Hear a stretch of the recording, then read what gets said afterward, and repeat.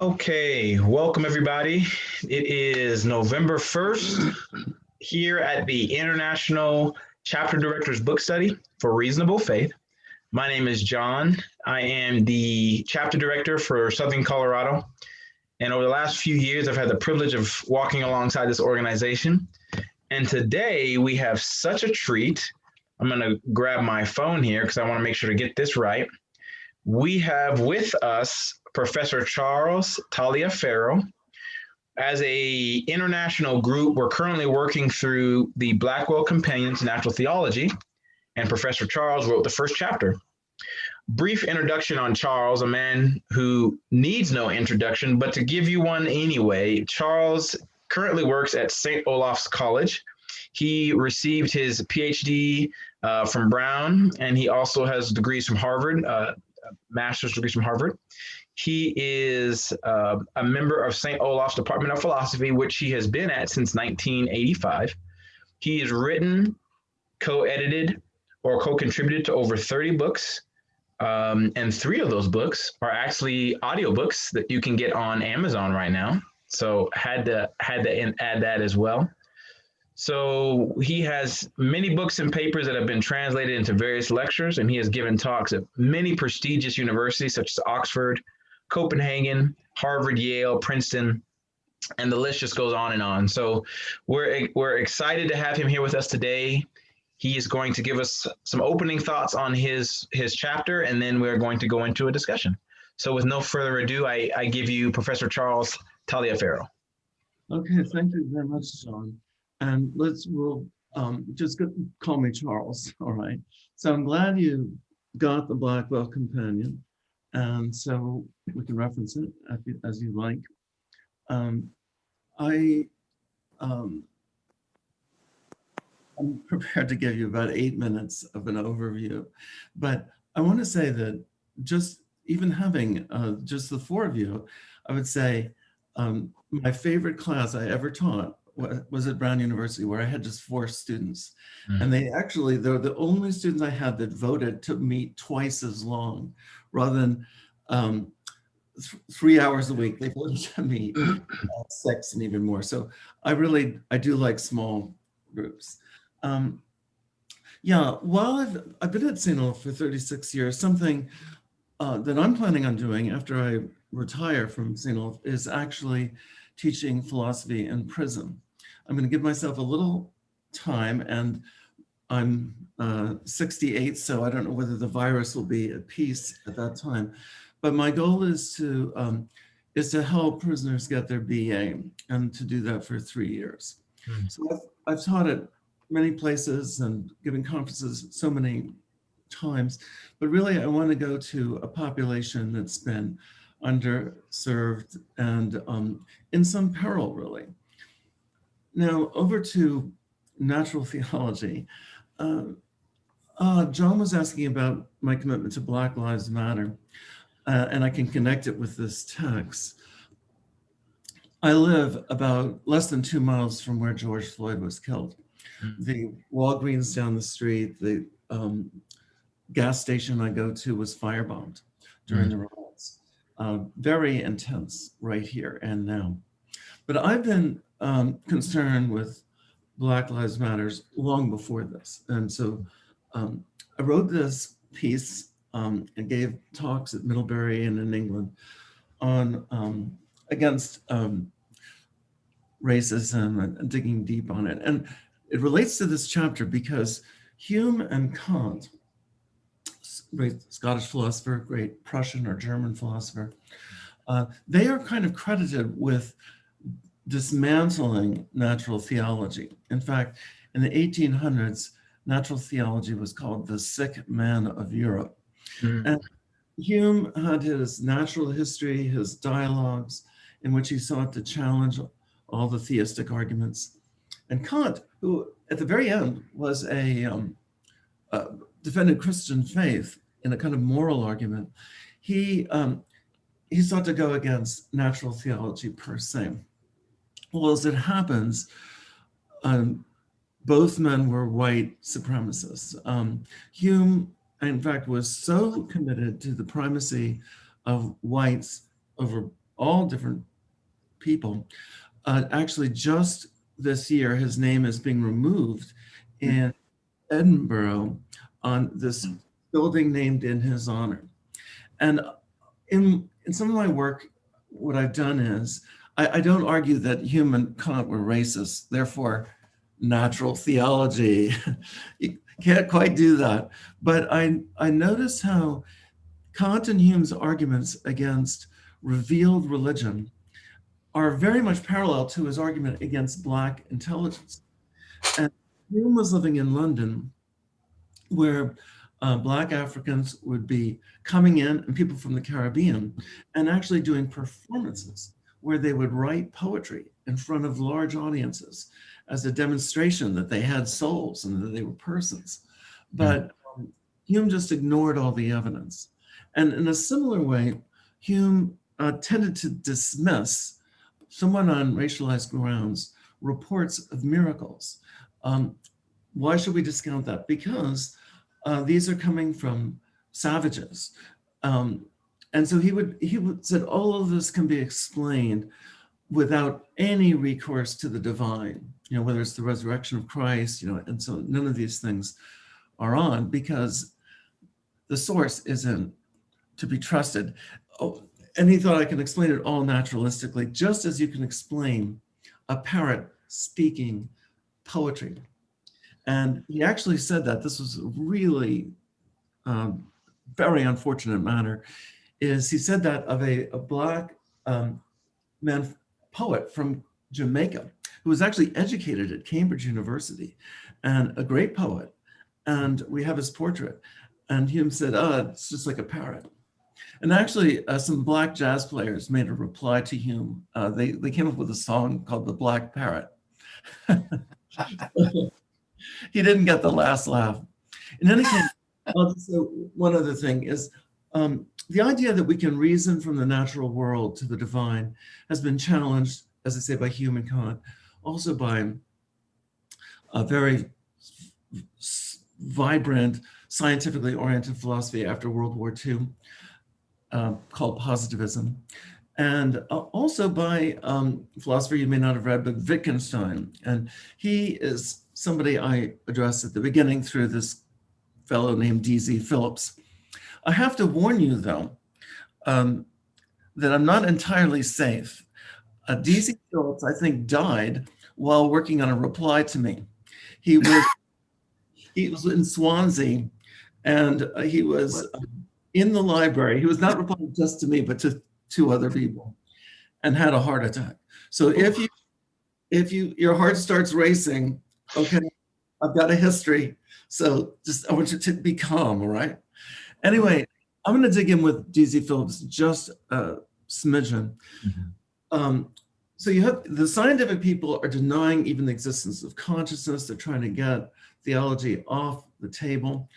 And that's come back like wildfire because consciousness is the thing now, since the 80s, 90s, and today, consciousness studies and so on. D.Z. Phillips tried to shelve traditional theology on the grounds that theology is not about beliefs about a transcendent God, but it's about a form of life. So it's not so much that you and I, or Christians, practicing Jews or Muslims, believe in Allah or Yahweh or God. We rather are involved in what he called the grammar of faith. That is, we're involved in this practice.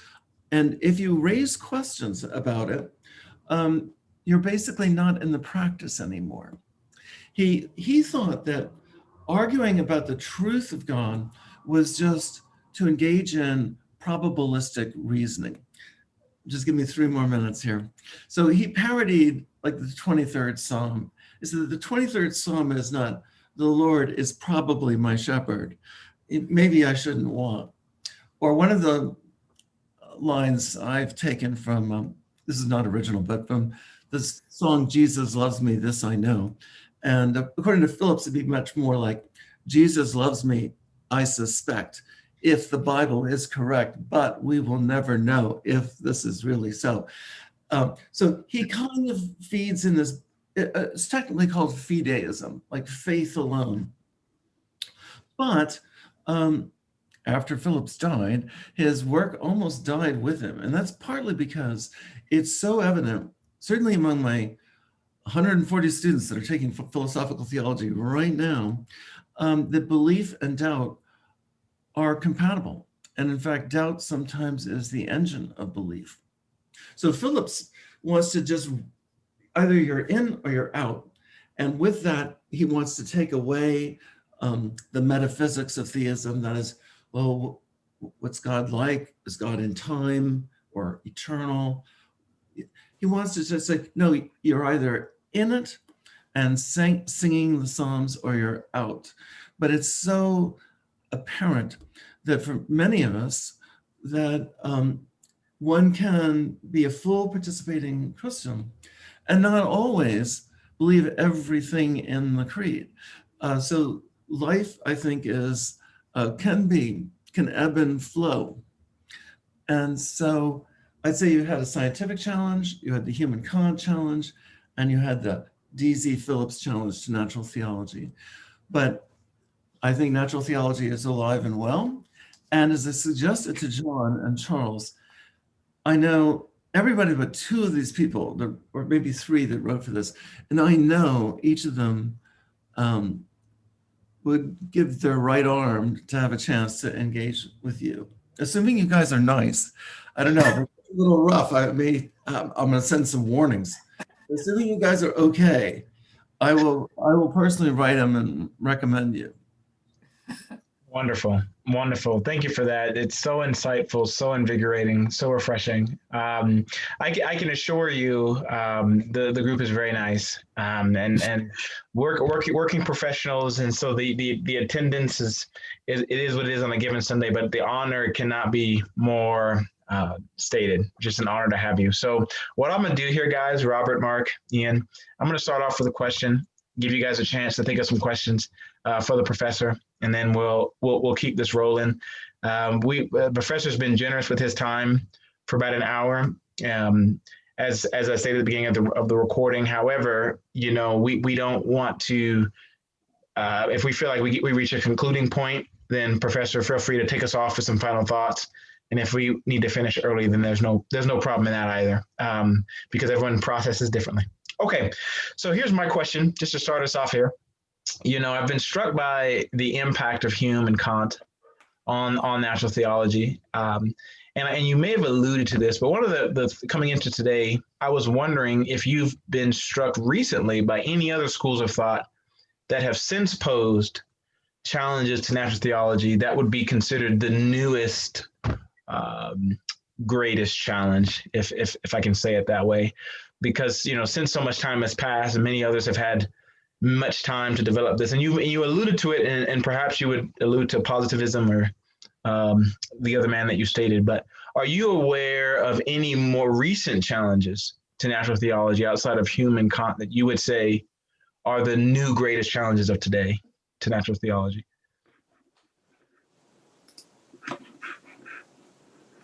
Well, that's a good question. I would say the landscape in philosophy right now is highly diverse. Mm-hmm.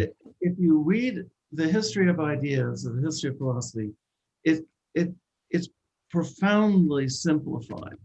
Mm-hmm. I mean, you have Rousseau influencing Kant, Hume influencing Kant, and so on. And so you get one person leads to the other. Right now, it's a very diverse field. So there was a time, I was alluding to Wittgenstein and D.Z. Phillips, when Wittgenstein, who died in 1951, his work dominated much of the English-speaking world. And it has since faded. And interestingly enough, his profoundly, in a way, anti-metaphysical worldview, in other words, we should just talk about forms of life, it did sow the seeds for interest, certainly in theology. There's a book called Theology after Wittgenstein. And interestingly enough, he surrounded himself with practicing Roman Catholics. And so Elizabeth Anscombe, Peter Geach, who were with Wittgenstein when he died, and then even though he was Jewish, not a practicing Jew, however, they arranged for him to have a Roman Catholic burial because he liked a story by Tolstoy where someone that no one knew their religion were given a Roman Catholic burial. And so they thought they were Roman Catholics and said, so with Wittgenstein, while that was big, it has really receded. And even so, it never, there were a number of philosophers like Geach and Anscombe who, practicing Roman Catholics, came up with arguments for the existence of God, who were very much in the Wittgensteinian camp. But I would say right now, it's quite pluralistic. I'd say you had the new atheists were big, but that was largely in popular culture, not so much in philosophy. Daniel Dennett is considered a philosopher. He is a philosopher, and he is one of the Sam Harris, Christopher Hitchens group, but he was not a philosopher of religion. He was a cognitive scientist, philosopher of mind. And most of the reviews of his work would give him about a D+. I mean, fellow atheists in the field would just say the arguments are just not there. So I'd say it's pretty pluralistic. I think if I had to put percentages on it, people in general think they're about 18 to 20% of professional philosophers, of which there are about 8,000 in the United States, are theists.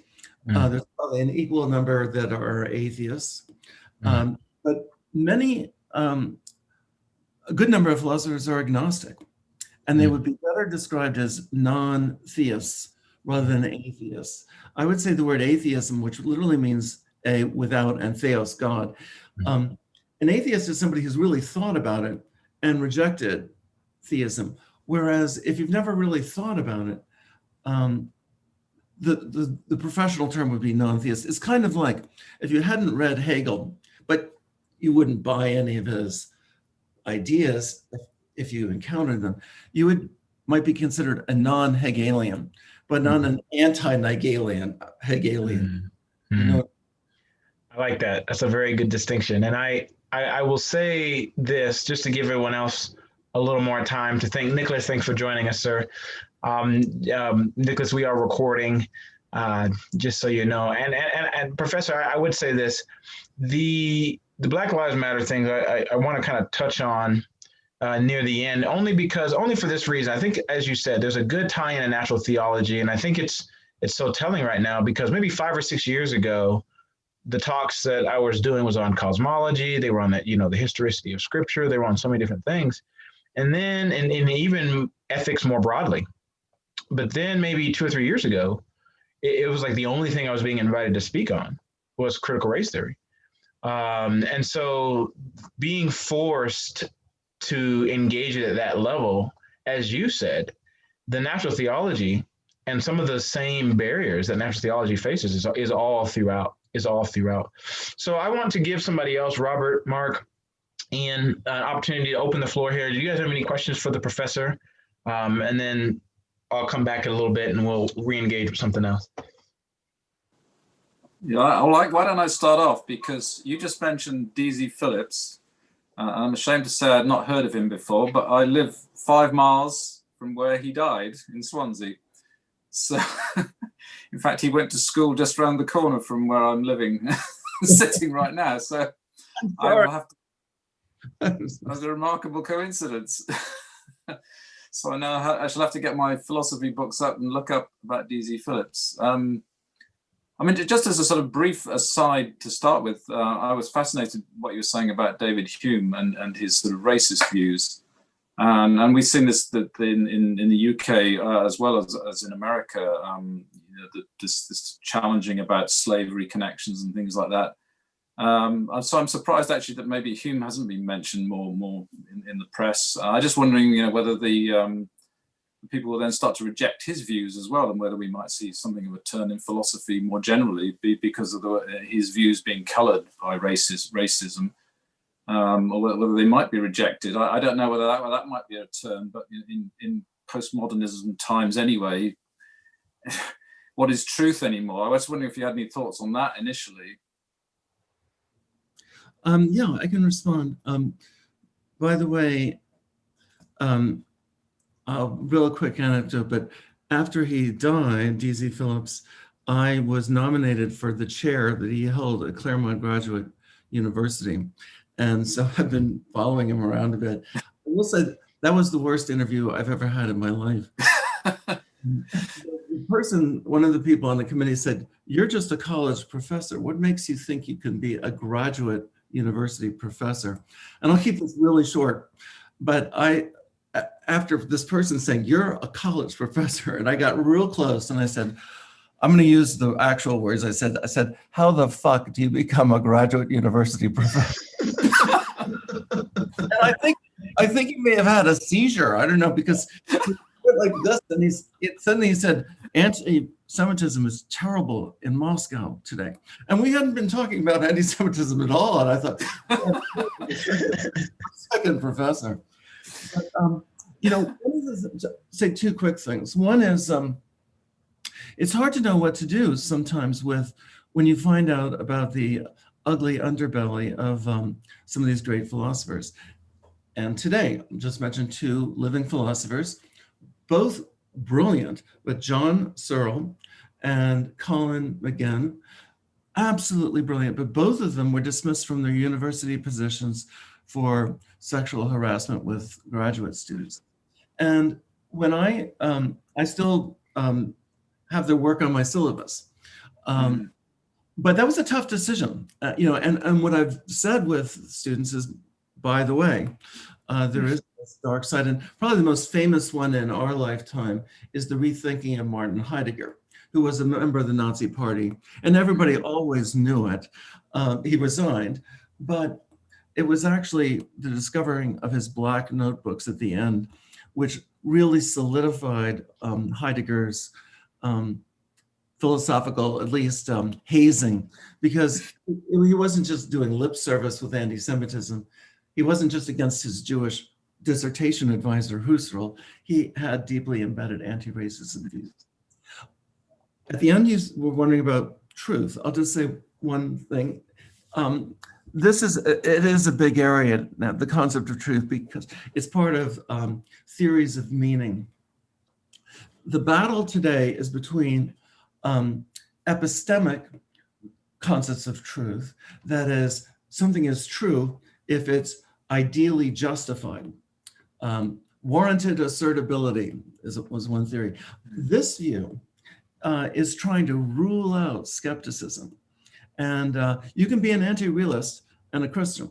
One of the great philosophers of science today at Princeton is a practicing Christian and an anti-realist. So it doesn't follow that Christianity is out the window if you go that route. But most people, like me, Roger Trigg and others, think that truth is independent of justification. That something could be true, and yet we have no way of confirming whether it's true or not. I highly recommend Roger Trigg's work on this, by the way. Just do a Google Roger Trigg philosopher, and you'll get some great books on the nature of truth. He also is a Christian, a practicing Anglican in England. Wonderful, wonderful. Great question. Thank you for that, Ian. Did you have any follow-up, Ian, to that? Anything else that you wanted to? Well, I had another question, but if other people want to contribute first.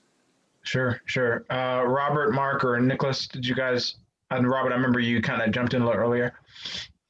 Yeah, I was kind of wondering regarding natural philosophy, is there an argument you hear more than others, or is there an argument you personally find more convincing against natural theology than the other ones that pop up? Oh, you're looking for convincing arguments against natural theology. Right, or what is the best that you've heard, the most convincing you know of, or the most commonly heard, the one you most commonly hear? Well, probably, there are two forms of naturalism today. Naturalism is basically only the natural world exists. And as you get closer to what they mean just there's no God, no soul, no afterlife. That's, and there are scientific naturalists. They want mostly physics, biology, and chemistry. And even the social sciences are suspect. That's the most radical you can go. And that's the one I most oppose in probably most of my work since my first book in 1994, Consciousness in the Mind of God, was against that group. So, and I'm still, I do regard those people as the coolest people, because I think they really understand that once you let in consciousness and the mental and human history and all these social realities as being real, how reasonable is it to believe that this could come out of just matter and energy and randomness and impersonal laws? So I think those are, that's where I'm spending the rest of my intellectual life. But a liberal naturalism is precarious because it's right in the middle. It's letting in moral facts, truths, all this stuff, but they don't want to go all the way with God. And Fiona Ellis is a brilliant British philosopher, Christian. And actually, I don't know that. She's a theist. I don't know if she's a Christian. She's a friend, but I just don't know. Philosophers tend not to ask each other these questions. It's like you have to tell somebody, or it's like if you're in AA, you have to say, do you know Mr. Jones, or something like that. In any case, she adopts what she calls broad naturalism, which is compatible with theism.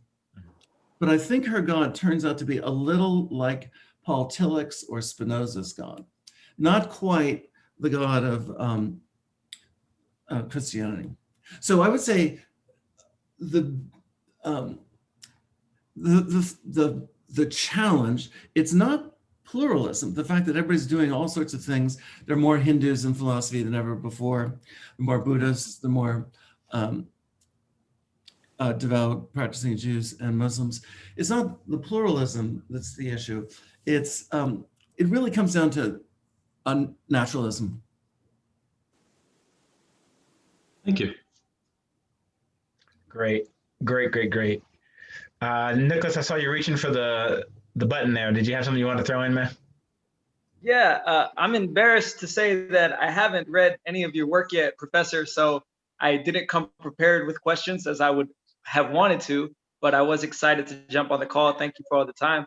I do want to ask you about, as somebody who's just starting off in their philosophy of religion education, I finished I finished a couple degrees at a seminary, but now I'm going to focus specifically on philosophy of religion. Whatever guidance you would have for someone in my position who's full-time in the local church, but is reading and is planning on furthering his education, for as long as I can, possibly afford to. Well, you're in luck, because I know a philosopher, very, very famous guy, who used to say, in philosophy, there's no shallow end, there's only the deep end. But I think there's always the shallow end. And any philosopher who's not pretentious should be able to explain her ideas, basically. So you've got a lot of beginner guides. I'm going to be self-promoting, and I would love for you to get the Philosophy of Religion Beginner's Guide on audio. It's read by an Australian female actress who is big in the TV series Homicide, and she reads it really well. But there are the Blackwell Companions to Philosophy of Religion that cover all of religion. I'm completing a 4-volume Wiley Blackwell Encyclopedia of Philosophy, 2 senior editors with myself, 5 associate editors, 15 assistant editors, and over 370 entries from around the world. Wow. So the leading expert, Gavin Flood at Oxford in Hinduism, the best person on Tibetan Buddhism who's alive today. All these, and this is going to come out next year, and it should be accessible online. And all of it is geared towards it must be accessible to upper level undergraduates. We're not just writing, it should have something for the scholar, something for the specialist, but we're aiming at somebody who's had, let's say, one philosophy course, maybe two, that every entry should be accessible. So you're not. Wow, that's tremendous. And I know I don't want to speak for everyone. I'll speak for myself. I'm very excited for that. That sounds amazing. So once again, thank you for our just decades of contribution to helping us shape the culture and keeping Christianity as a viable option for thinking men and women, and not just turning the asylum over to the inmates. Mark, did you want to jump in here, or Ian, did you want to go back to your second question? Okay, shall I was interested reading, you're talking about natural theological approaches.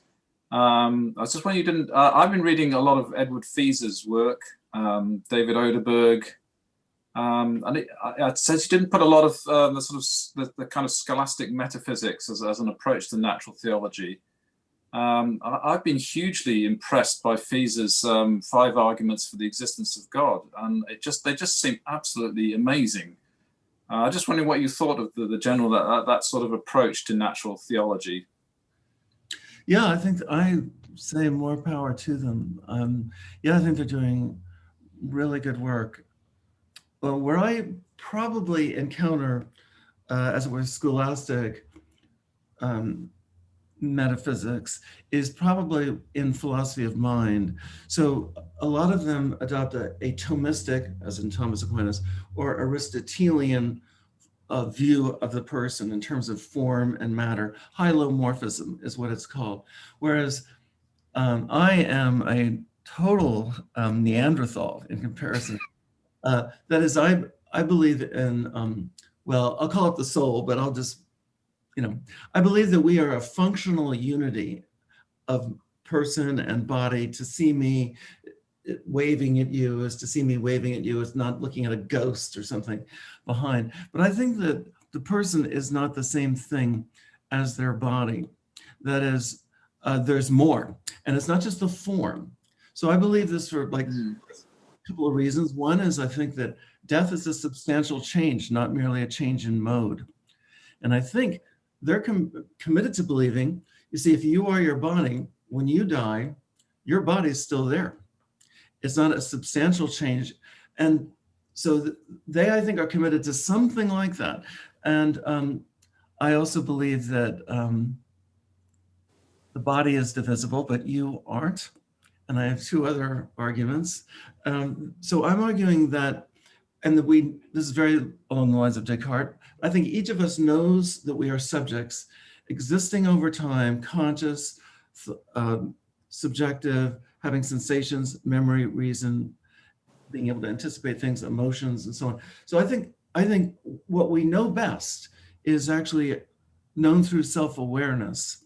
And that certainty that we can have as ourselves as substantial individual beings over time, as well as a few cluster of arguments, give us some reason to believe the Aristotelian scholastics didn't go far enough. Though some people think they did go far enough, but just didn't draw the conclusion. For example, Aquinas believes that when your body dies, your soul survives, even though curiously he says the soul isn't you. But I think just going that far is to already suppose that you're not just the form of your body, but you're a substantial individual. By the way, I can't get over, Ian, how you live close to where he went by Dewey, D-E-W-I. And I have to say he's a very kind and generous person. So, but anyway. Did you know him? Yes. I only met him once. Yeah. And he did what I was told he always does, which he begins by analyzing the meaning of your name. And so he told me all my name. Dewi Zephaniah Phillips. No, that's a fine name, isn't it? You see. I'd have to go and look him up now and find out some more about him. And wonder where he was. Very entertaining, very, very funny.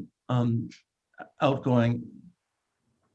I just, I mean, going to, not exclusively on the soul, although I don't know if have you seen David Oderberg's Hylomorphic Dualism account of the human? I mean, I thought that was very compelling, actually. I'm absolutely fascinated by this idea and the idea of essence and Dembski's idea of informational being. So I've written a paper for the EPS conference on that, which was accepted to my total shock and amazement.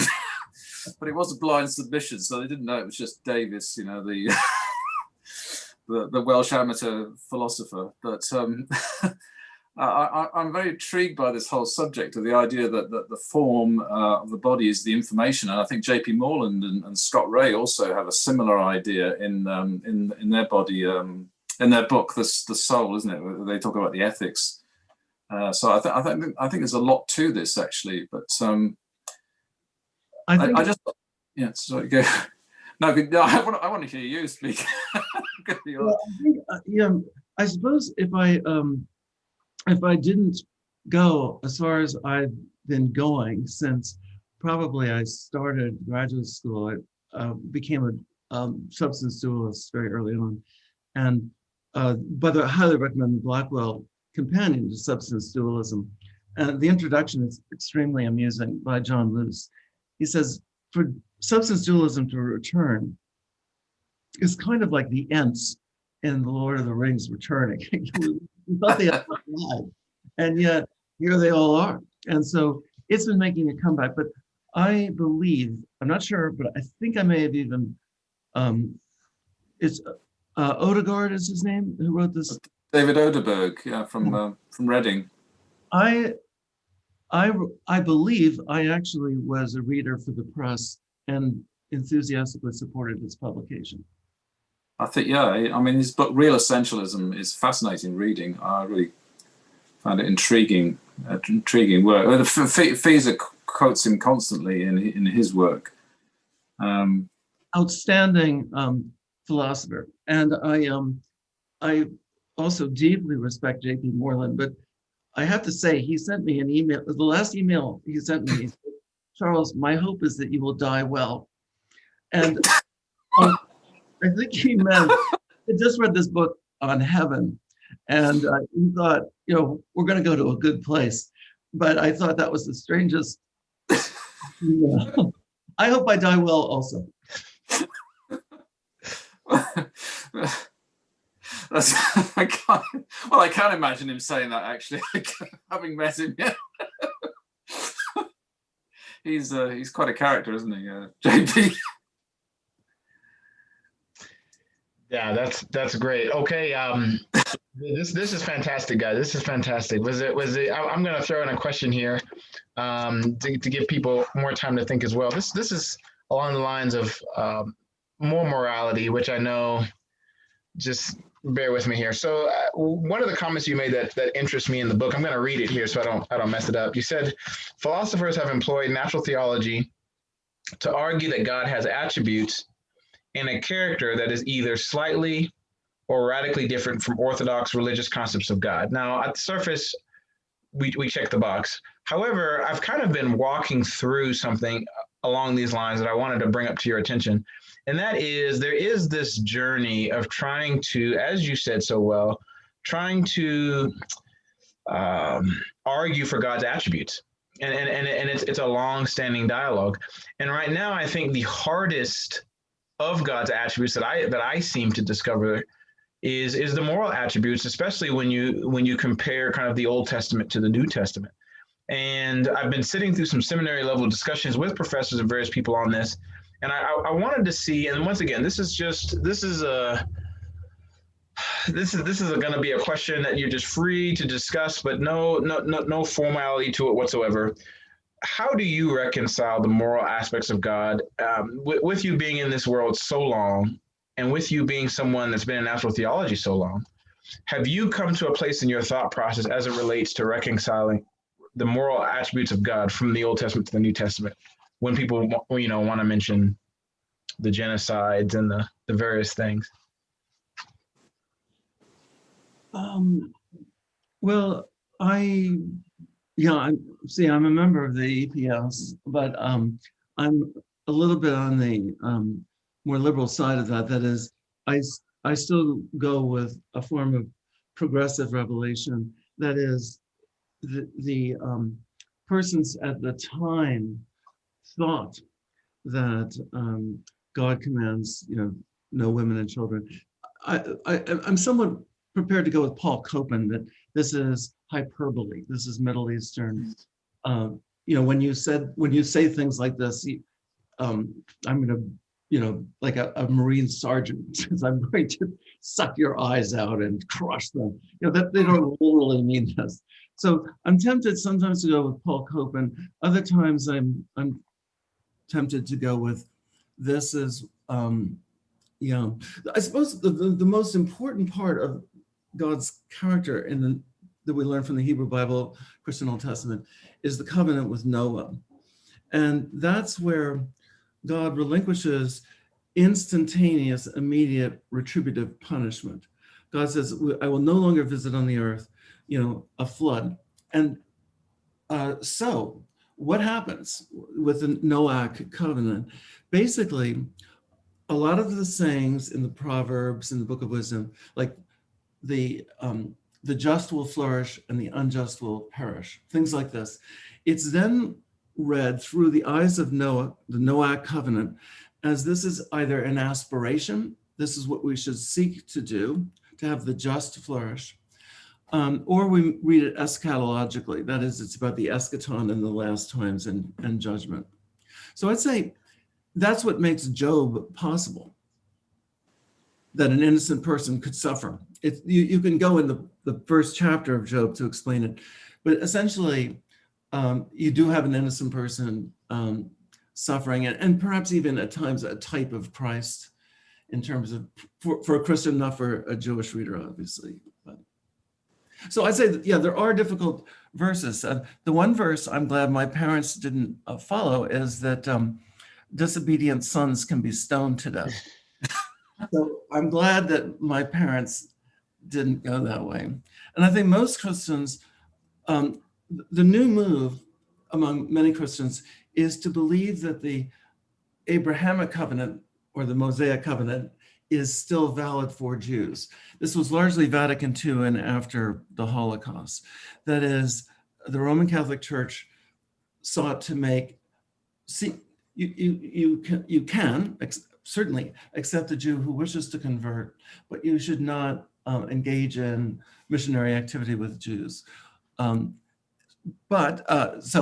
I would say that's kind of, I'm sort of in that camp. I'm in the Anglican or Anglo-Catholic. So I don't accept the authority of Rome, but I do treat Rome as having a certain primacy of honor. So again, I'm not a Roman Catholic, but anyway. But most Christians, even if we take this view, believe that the old covenant has been superseded by the new covenant in terms of for our lives as Christians. That's why dietary restrictions don't apply, and why so many of the laws that we have that have to be understood with I think as much empathy as we can to understand the circumstances and why were they doing that. And I'd bet money you can find more good reasons than not. But my own training, my PhD is in philosophy, but I have a master's of theological studies. I'm more grounded in New Testament than the Old Testament. So, thank you for that. Yeah, Gregory Boyd, in his recent work, Crucifixion of the Warrior God, seems to propose that a new hermeneutic is needed, and that hermeneutic, which he defends in that book, is called cruciform hermeneutics, and many scholars are considering that kind of the next step past what Copan proposed, which is that it's not necessarily in justifying it so much as it is our lens needs to shift, run it through Calvary, and then it all makes sense. So I was just curious with all your years of processing where you had landed on that topic. So thank you for sharing that.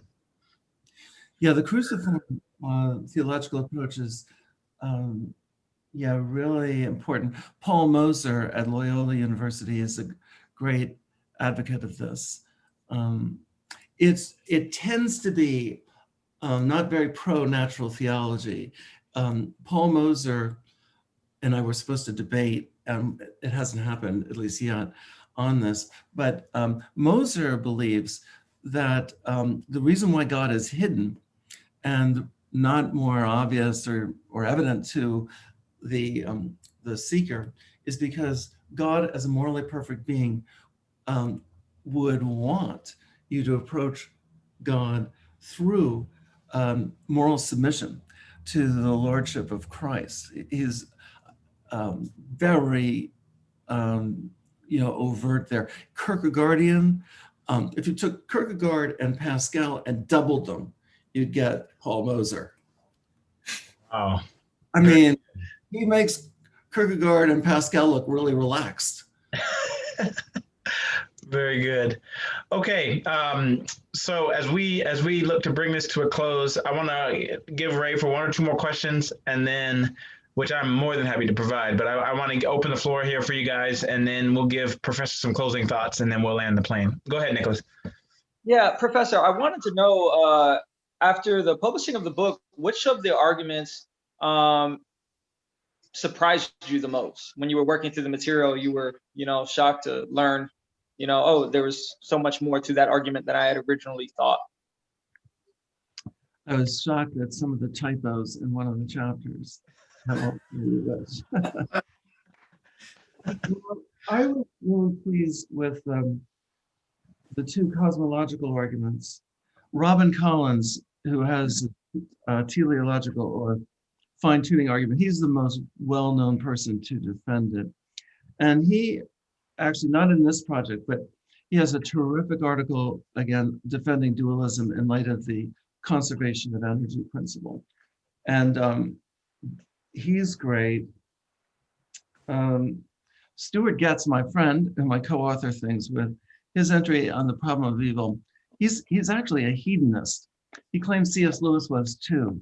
That is, he thinks that pleasure alone is good. And the afterlife for him looked a little pretty hedonistic to me. So I'd keep your ears open on that one. We're in for a good time. Right. If I could ask a follow-up question, the chapter in the book that had really captivated my attention, really probably since I read it, which maybe have been more than 3 years ago, was Robert Maydole, I think that's how you pronounce his name, on the ontological argument. What did you make of that? Well, I've defended the ontological argument myself in print, several places, and I think he does a good job. I would really have to reread it, but the book has gotten really nice reviews. If you go on Amazon, I saw them reproduced, and there were reviews that said every article in this you want to read. So I don't think I've ever published a book that's ever gotten that kind of rave reviews, and I'm just one chapter. So I'd say if it's in here, it's good. And the ontological argument, there's a excellent book that's just come out by a Japanese-British philosopher, and it's called Maximal God. I believe that's what it's called, Maximal God, by Jan, and the last name begins with a J, and I've met him, and he's a nice guy, really great guy. Not a Christian, but he thinks the ontological argument works, and it's with Oxford University Press. Wonderful. Yeah. Wonderful. In honor of our session here, we are going to give you the floor here, Professor. If you want to take the next 5 to 6 minutes, 10 minutes, however long you wanted. Your chapter, once again, I think you did a great job holding it up for the screen. If you haven't already purchased this book, The Blackwell Companion to Natural Theology, yes, you all see us holding our copies up. I have 2 copies. Yes, you see it all over the cameras. The first chapter called The Project of Natural Theology by Professor Charles Taliaferro. Professor, closing thoughts. Well, what you've done is brilliant, because there is no reason why you shouldn't engage living philosophers. And this is fabulous. My students have been doing this sort of behind my back. I remember I criticized this one philosopher. Yeah, I was going to say something. He cheats at tennis. That's what I was going to say. I'm not going to say his name. I'll call him John Smith. And so my student, after he wrote a paper defending John Smith, and he says, and then he goes, "Oh, by the way, I've been in touch with him on email." And I think he kind of helped him, write a reply to my criticism. And I would say face-to-face encounters, even with Zoom being able to read people's body language a bit, even though it's not as good as in person, is definitely the way to go. And it's really flattering to authors. We write these things, and you know what? I've written like a book where I've not had a single in-person conversation with the editor or any of them. It's just all been on email. And so I think the more you can reach out to people that you're reading, the better. So bravo to you. And this is a really wonderful time well spent hour. Thank you for having me. Thank you. Thank you. We thank you so much.